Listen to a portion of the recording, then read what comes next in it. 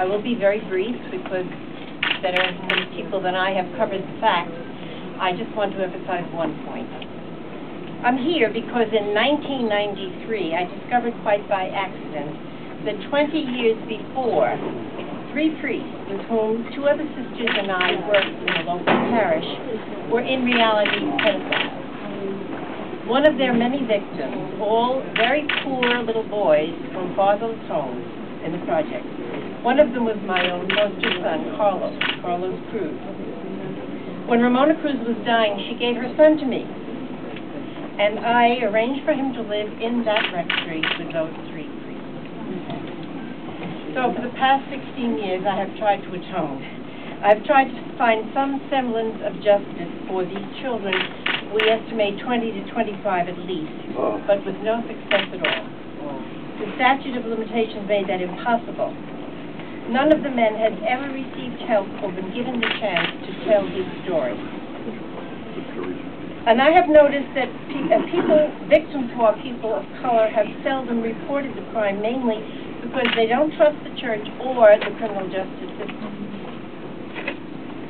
I'm here to focus attention on an issue which is present in all our major religions, the process of sin and the forgiveness of sin. This is my point. In my Roman Catholic tradition, the process begins with the sinners, and we're all sinners, with the sinner's admission of guilt.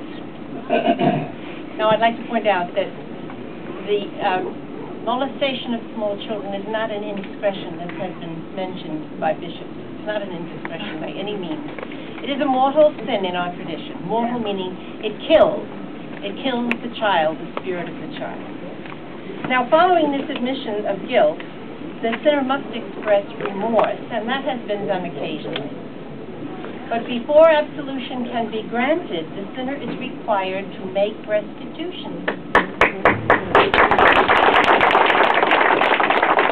Without this most important component, there is no forgiveness. All Catholics, young and old, know this. This isn't some new age idea. This has been going on for centuries. The little boys I remember were bright, energetic, and hopeful.